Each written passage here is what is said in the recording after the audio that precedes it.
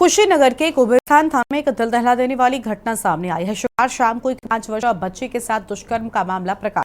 घटना शुक्रवार शाम 6 बजे के करीब की है। बच्ची घर के पास की दुकान से कुछ खरीदने गई थी। गांव का एक युवक उससे मिठाई का लालच देकर गांव की पूर्वी दिशा में स्थित खेत में ले गया। वहां उसने बच्ची के साथ दुष्कर्म किया। इस दौरान बच्ची खून से लथपथ होकर बेहोश हो गई। जब बच्ची कुछ देर तक घर नहीं लौटी तो परिजनों ने उसकी तलाश शुरू की। इस दौरान उन्होंने देखा कि आरोपी बेहोश बच्ची को कहीं फेंकने की कोशिश कर रहा था। परिजनों ने तुरंत ही बच्ची को उससे छुड़ा लिया और डायल 112 को सूचना दी। परिजनों की सूचना के बाद पुलिस का रवैया लापरवाहपूर्ण रहा, जिससे परिजनों में गुस्सा देखने को मिला।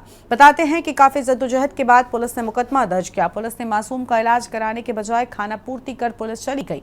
थाने में घटना के 20 घंटे बाद भी अब तक मुकदमा दर्ज नहीं हुआ। इलाज के अभाव में तड़प रही है मासूम बच्ची। परिजन तहरीर देकर मेडिकल कराने व मुकदमा दर्ज कराने के लिए चक्कर काट रहे हैं। पुलिस पर तहरीर बदलने का परिजन आरोप भी लगा रहे हैं। आज इसी मुद्दे पर हम विस्तार से चर्चा, खास मेहमान हमारे साथ में होंगे। ओम प्रकाश कुमार हमारे साथ में होंगे, संवाददाता कुशीनगर से। श्वेता दुबे जी हमारे साथ में हैं, बीजेपी के नेता हैं। प्रदीप कुमार हमारे साथ में हैं, प्रदीप कुमार चौधरी जी हमारे साथ में हैं, समाजवादी पार्टी के प्रवक्ता हैं। रविंद्र चपराना साहब हमारे साथ में हैं, समाज सेवी हैं। सभी मेहमानों के साथ में हम अपनी चर्चा की शुरुआत करेंगे।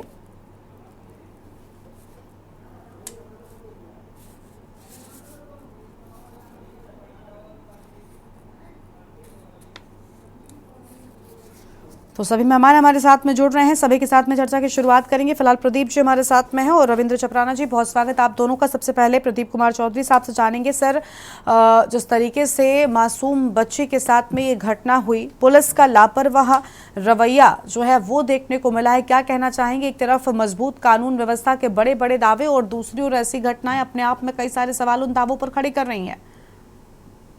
पहले तो मैं ये बताना चाहूंगा कि ये जो घटना है बहुत ही निंदनीय है, बहुत ही गंभीर है। इसके लिए हमारे पास शब्द नहीं है। हम आज उस देश में रहते हैं जिस देश में बेटी बचाओ और बेटी पढ़ाओ का नारा दिया जाता है। उस देश में आज, उस प्रदेश में आज 5 वर्ष की बच्ची जो अभी तक ABCD या छोटे बड़ा पढ़ना नहीं सीखी है, वो सुरक्षित नहीं है। उसके बावजूद भी सबसे निंदनीय जो बात है वो ये है कि जिससे परिवार के साथ ये घटना हुई, वो परिवार आज थाने के चक्कर लगा रहा है। कोई कानूनी कार्रवाई नहीं हो रही है। उस मासूम बेटी को उचित इलाज नहीं मिल पा रहा है। और तो और मैंने ये जो मुझे जानकारी हुई है कि इलाका पुलिस जो कुबेरस्थान थाना है वो तहरीर बदलने के लिए लगातार परिवार पर प्रेशर बना रही है। घोर निंदनीय है। हम आज 21वीं सदी में जी रहे हैं, लेकिन जो घटना हुई है वो बहुत ही खराब है। और ये झूठे जो कानून के दावे हैं कि यहाँ सब कुछ फाइलों में जो मौसम गुलाबी है, ये सब बातें झूठी हैं। आज भी जिस तरीके से प्रदेश में लूट, डकैती, बलात्कार, हत्याएं आपने देखा होगा, पिछले 4 दिन में सैकड़ों हत्याएं प्रदेश में हुई हैं। लेकिन हत्या होने के बाद भी और तो और कानून के रखवाले, बरेली में आपने देखा होगा जो कानून के रखवाले SP साहब है, उनका भी घर जला दिया गया। इधर यूपी सरकार कहती है कि बदमाश प्रदेश छोड़कर चले गए हैं। तो मैं पूछना चाहता हूं, ये बदमाश कहां से आ रहे हैं? ये बलात्कारी कहां से आ रहे हैं? इतनी बड़ी घटना हो गई, एक नाबालिग 5 वर्ष की बच्ची के साथ इतना जघन्य और घिनौना अपराध हो जाता है, लेकिन पुलिस बजाय कार्रवाई के उसको टहला रही है, लगातार तहरीर बदलने का प्रयास कर रही है। मैं सरकार से कहूंगा कठोर कार्रवाई हो और सबसे पहले उस बच्ची को समुचित बेहतर इलाज मिले।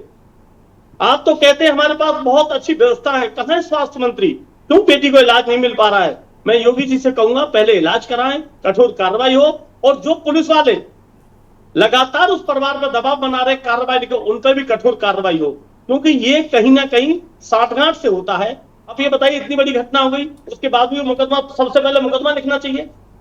तहरीर बदलवाने की क्या जरूरत है? कौन ऐसा आदमी है जिसकी वजह से तहरीर बदलवाई जा रही है? क्यों परिवार पर प्रेशर बनाया जा रहा है?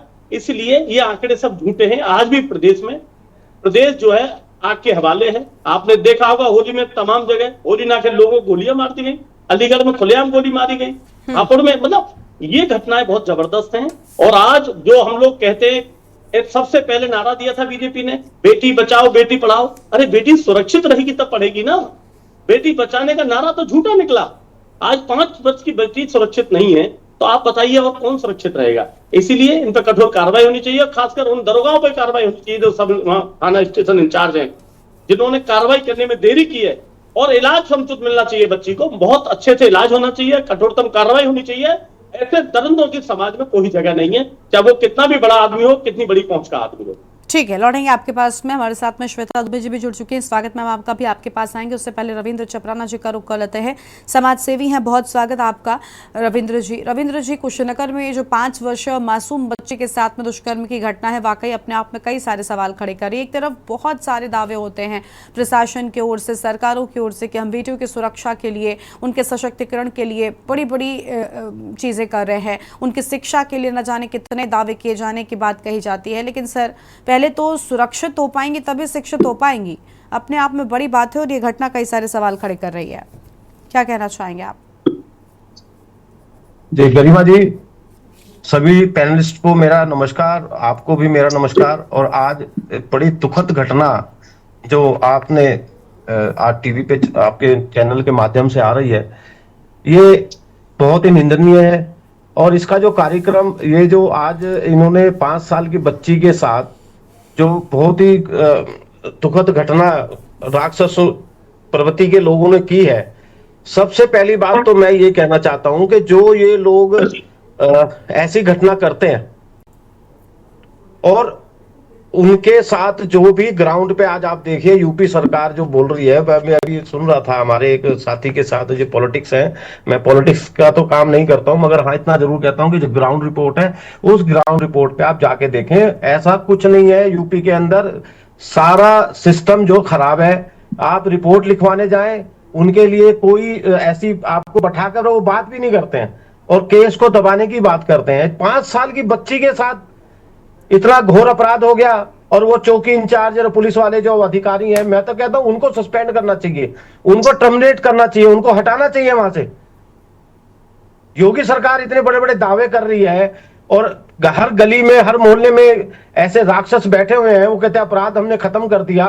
तो अपराध खत्म नहीं हुआ है, अपराध तो और चरण सीमाओं पे आ चुका है। आप कहीं भी चले जाएं, अभी मैंने थोड़े दिन पहले आपको बताया कि हमारा एक बच्चा था, वो लोनी में गया, उसने वो अपने दोस्तों की पार्टी में था, 5-6 लोग आके पिस्टल लगाते हैं, कोई आदमी फिर वहां जाके कंप्लेंट देते हैं। तो एसएचओ खुद और चौकी इंचार्ज हमें धमका के, मतलब जो भी बच्चे गए थे वहां कंप्लेंट लिखने, उनको कह रहा आपकी कंप्लेंट नहीं लिखी जाएगी और हमारे पास इतना टाइम नहीं है। तो ये तो पुलिस अधिकारियों का एटीट्यूड है। पुलिस अधिकारी अपने अपनी जो वहां पे बैठे हैं, उनका क्या फर्ज नहीं बनता? और इतनी बड़ी घटना होने के बाद, 5 साल की बच्ची लहूलुहान पड़ी है और ना उसका कोई मेडिकल अभी ट्रीटमेंट स्टार्ट किया, ना उसको उन्होंने हॉस्पिटल के अंदर उसको एडमिट कराया, ना उनको पुलिस वाले उसकी कंप्लेंट लिख रहे हैं। तो योगी सरकार क्या कर रही है, ये हमें आज तक ये समझ में नहीं आता कि आप बड़ी बड़ी बातें करके कागजों में दिखा देते हैं, बेटी पढ़ाओ, बेटी को क्या नाम है, बेटी बचाओ। तो मैं भाई साहब, अभी हमारे एक पैनलिस्ट बोल रहे थे कि जो दावा है ये बिल्कुल निराधार है, इसका कोई मतलब नहीं है। और ग्राउंड रिपोर्ट पे आकर जाके देखें, आप अपनी बात को पुलिस वाले जो भी अधिकारी हैं, आप उनको बोल नहीं सकते। अगर आपके साथ कुछ गलत हुआ है तो आप अपनी बात को बताने से पहले तो उन पुलिस वालों से डरना पड़ता है, क्योंकि वो चाहते हैं कि हमारे थाने के अंदर ऐसी कोई भी ऐसी रिपोर्ट ना लिखी जाए जिससे कि हमारे थाने का स्टैंडर्ड डाउन हो जाए या हमारा ग्राफ कम हो जाए। क्योंकि वो कहते हैं कि हमारा तो जो अपराध चल रहा है हमने सब कुछ ठीक कर दिया, हमारे यहाँ से जो चोरी चकारी करते हैं, जितने भी हमारे जो लोग हैं वो यहाँ यूपी छोड़ के भाग चुके हैं। भागे नहीं है, वो वहीं पर हैं। आप कंप्लेंट ही नहीं लिखते उनकी, आप उनको अरेस्ट ही नहीं कर रहे हो। आप उनके साथ क्या नाम है, जो बेचारा कोई जाता है कंप्लेंट लिखने, आप उनको डरा धमका के भगा देते हो। जब आपके कंप्लेंट लिखी नहीं जाएगी तो इसका क्या मतलब हुआ? इसका मतलब तो ये हुआ कि आपका थाना तो बड़ा अच्छा है, क्योंकि आपके यहाँ तो क्राइम ग्राफ जो बहुत कम है। तो सीधा सीधा ये जो आप कल जो दुर्घटना हुई है, इतनी मैं इसकी बड़ी निंदा करता हूं। और मैं तो सबसे पहले ये बोलूंगा कि जिन्होंने ये कंप्लेंट नहीं लिखी है, उन लोगों के साथ उन्हें टर्मिनेट करना चाहिए अधिकारियों को। वो क्या कर रहे हैं?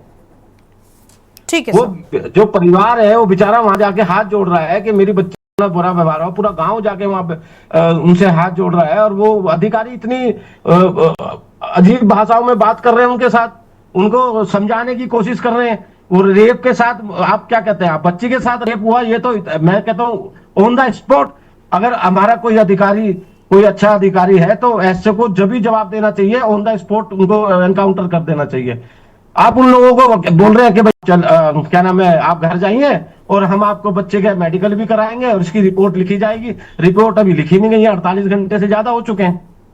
ठीक है सर, तो लौटेंगे गरिमा आपके जी, पास ये में। जो हो रहा है, ये यूपी सरकार को, योगी जी को संज्ञान में लेना पड़ेगा ठीक कि है। आप जो कर रहे हैं ना, ये ठीक नहीं है अभी।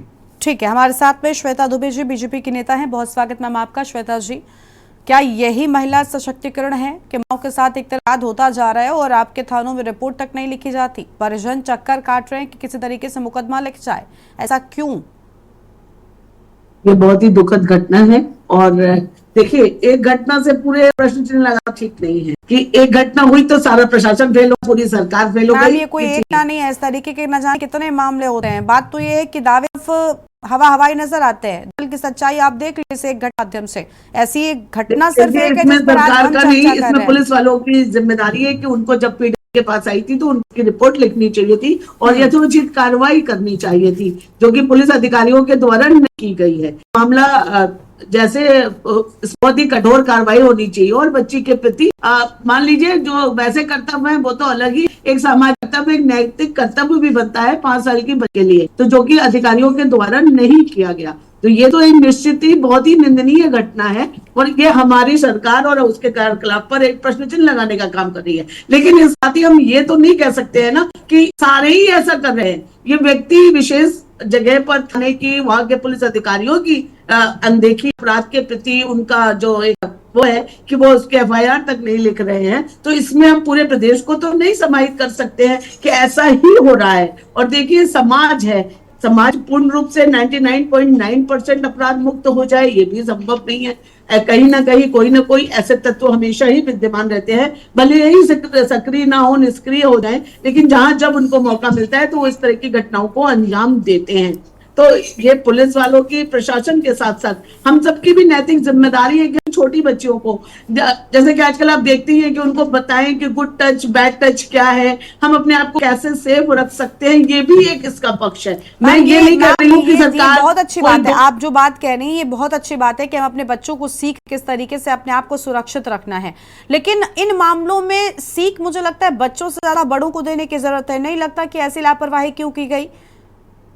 सिर्फ थाने का रिकॉर्ड अच्छा रहे, इस बात को ध्यान में रखते हुए एक रिपोर्ट नहीं लिखी जा रही। आप सोचिए परिजनों पर क्या बीत रही होगी।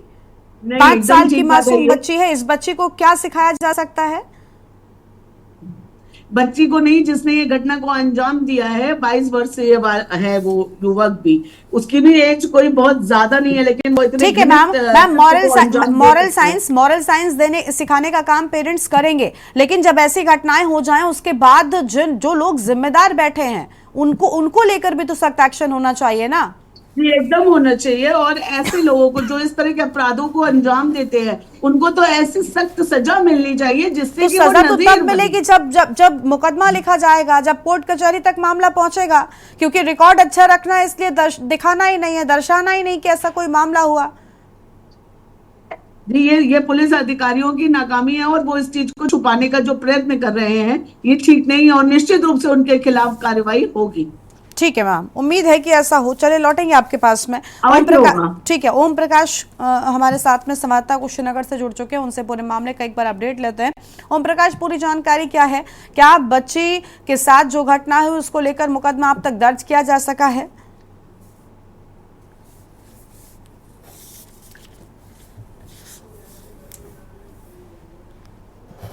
अनम्यूट कीजिए ओम प्रकाश, पहले अनम्यूट कीजिए फिर बोलना शुरू कीजिए।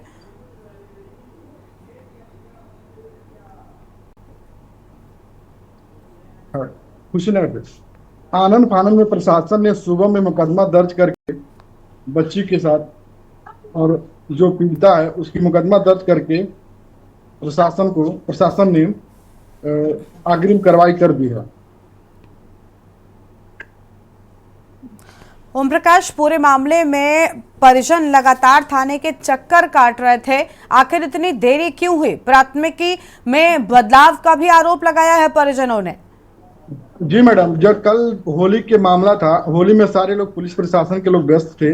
इसकी वजह से लोग शाम को प्रजन बहुत काफी परेशान थे। जब ये मीडिया में बात आई तो मीडिया का दबाव बना, तो ये प्रशासन के लोग सुबह में आनंद फानंद में मुकदमा दर्ज करके कार्रवाई कर दिया है, उसको गिरफ्तारी कर लिया। ठीक है, बहुत शुक्रिया ओम प्रकाश आपका हमारे साथ जुड़ने के लिए और अहम जानकारी के लिए। बाकी के मेहमान लगातार बने हुए, उनके साथ में चर्चा को आगे बढ़ाएंगे। श्वेता जी, होली का पर्व था, लेकिन क्या इसका मतलब है कि मुकदमा नहीं लिखा जाएगा? आपने सुना? देखिए, अब एफआईआर दर्ज हो गई है और जैसा कि आपके ही संवाददाता ने बताया कि होली के पर्व में और दो आखिरी जुमा होने के कारण पुलिस विभाग पर भी अत्यधिक दबाव था कि ये त्योहार शांतिपूर्ण तरीके से निपट जाए, तो इस वजह से ये थोड़ा सा विलंब हुआ। लेकिन अब ये मुकदमा दर्ज हो गया है। अतिरिक्त पुलिस बल की तैनाती की जाती है, खासतौर पर ऐसे त्योहारों को देखते हुए। थाने में जिन लोगों की तैनाती होती है वो एक अलग प्रक्रिया होती है, एक अलग लोगों की ड्यूटी होती है। मुझे लगता है ये तर्क बिल्कुल ठीक नहीं है कि देरी इस चीज के लिए हुई। आप सोचिए, क्या ऐसी कोई कुशीनगर में बड़ी घटना हो गई जहां सारा का सारा पुलिस बल व्यस्त था? ऐसा तो नहीं है। सकुशल त्योहार संपन्न हुआ, लेकिन इस घटना को दबाने का भरपूर भरसक प्रयास किया गया। मीडिया के माध्यम से मामला जब सामने आया है, आपने ध्यान से सुना होगा अगर हमारे संवाददाता की बात को, तो उनका यही कहना था कि मीडिया के माध्यम से जब मामला सामने आया उसके बाद ही दबाव में आकर पुलिस महकमे को रिपोर्ट दर्ज करनी पड़ी है। ऐसा क्यों मैडम? आपने अभी शुरुआत में कहा था कि एक मामला ये पहला है, इस मामले को ध्यान में रखते हुए हम सब पर सवाल नहीं खड़े कर सकते। ऐसे एक एक कर जब मामले मीडिया के माध्यम से सामने आते हैं तब उन्हें कहा जाता है कि एक मामला है, लेकिन ऐसे रोज न जाने कितने मामले होते हैं। आ रहे हैं रविंद्र जी, आ रहे हैं। सक्रिय होने की जरूरत है और जो आजकल ये नई छोटी बच्चियों को जो इसका शिकार बनाया जा रहा है, इसके लिए एक महत्वपूर्ण कदम उठाने की आवश्यकता है हमारी सरकार के द्वारा, और निश्चित रूप से योगी जी इस पर ध्यान देंगे और जो ये कार्रवाई नहीं कर रहे हैं अधिकारी, उनके खिलाफ भी कार्रवाई होगी। ठीक है, लौटेंगे आपके पास में। समाजसेवी रविंद्र चपराना जी कुछ कह रहे जी, बताइए। गरिमा जी, मैं ये कहना था कि हमारी जो बीजेपी की प्रवक्ता है कितनी खानापूर्ति करके और कितना लीलापोती करके उन लोगों को बचाने की कोशिश कर रहे हैं कि जो नाम लेके आप मत बोलिए। पहली बात, दूसरी बात, ये इन सरकारों में बच्चे हैं, बच्चों से गलतियां भी हो जाती है, भी हो चुका है। आप केवल इस सरकार को कटघरे में नहीं खड़ा कर सकते हैं, ये सामाजिक अपराध है। हम जब थाने में जाते हैं हमारी कोई सुनता नहीं है। मैं कितनी बार थाने में जाऊँ और ये कह रहे एक मुकदमा नहीं है, एक अपराध नहीं है। मैं आपको ऐसे गिनतियों में मुकदमे दर्ज कर जो नहीं होते वो भी मैं आपको बता। श्वेता जी, अब शांत हो जाइए, उनको सुनिए। श्वेता जी उनको बोलने दीजिए। श्वेता जी प्लीज शांत रहिए मैडम। हाँ बोलिए रविंद्र साहब, आप बोलिए। मैं ये कह रहा हूँ गरिमा जी, इस पे किसी का पक्ष लेने की बात नहीं है।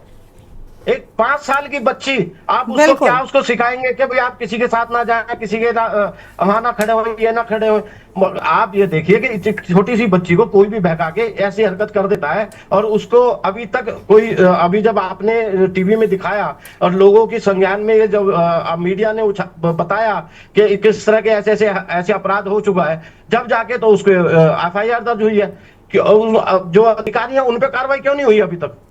उनको क्यों नहीं बताया गया कि जब आप होली का जो कार्यक्रम था, होली में जो कार्यक्रम था, आपको एक्स्ट्रा फोर्सेस मिली हुई हैं, तो इसका मतलब ये थोड़ी ना है कि अगर होली के कार्यक्रम में ये कहां होली मनी उनके परिवार की होली मन गई क्या? जिसकी 5 साल की बच्ची के साथ अपराध हो गया, जिसके साथ 5 साल की बच्ची के साथ बलात्कार हो गया, उसकी होली मन गई क्या? फिर आप ये कहते हैं कि हमने तो कंट्रोल कर लिया। तो ऐसी हरकत हो रही है। तो और अब देखो, मैं आपको एक चीज बताना चाह रहा हूं। अभी मैडम हमारी बता रही थी कि यहाँ अपराध ऐसे नहीं होते, अपराध थोड़े से हैं। अपराध इतने हैं, गिनतियों पे नहीं, हजारों अपराध ऐसे हैं, कई सौ ऐसी हमारी वारदातें होती हैं जिनपे तो पुलिस अधिकारी लिखता ही नहीं है रिपोर्ट। मैं आपको गिनती गिनवा सकता हूं। हम समाज सेवा करते हैं, हम समाज में जाते हैं, हम लोगों के साथ थाने में जाते हैं, हमने क्या क्या झेलना पड़ता है। पुलिस अधिकारी इतने बदतमीजी से बात करते हैं और उस परिवार को इतना डरा देते हैं कि वो अपने घर से बाहर भी ना निकले डर के मारे। अब वो अपराध ना करे। जिस बच्ची के साथ अपराध हुआ, क्या उसके माँ बाप के साथ क्या बीत रही है वो उनका परिवार ही जानता होगा। मैडम, हम ये कहना चाहते हैं, क्या वो उस बच्ची का अपने न्याय मांगने का उसको अधिकार नहीं है?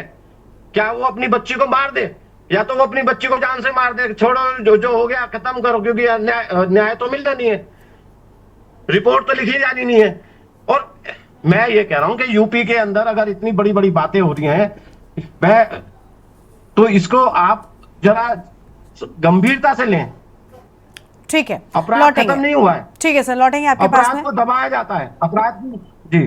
ठीक है श्वेता जी, अभी आप कह रहे थे कि सिर्फ एक घटना है, आप देखिए किस तरीके से लगातार अपराध हो रहा है। लौटेंगे आपके पास में। सपा प्रवक्ता हमारे साथ में लगातार बने हुए हैं। प्रदीप जी आपके पास आ रहे थे। प्रदीप जी क्या कहना चाहेंगे? सर चंदौली में भी ऐसी घटना सामने आई, पीड़िता के साथ पड़ोसी ने दुष्कर्म की वारदात को अंजाम दिया।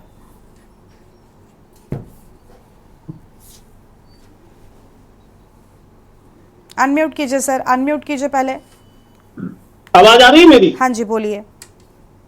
अब ये तो आप ही के सामने आ गया तुरंत। मैडम कह रही थी।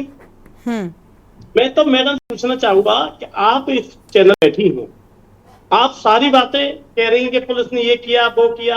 अरे आप भाजपा सरकार में हैं, आप ये बताइए इन पे क्या कार्रवाई होगी। आप अगर भाजपा में कुछ हैसियत में हैं तो या ऐसे ही बैठ गई है, मुझे तो जानकारी नहीं है।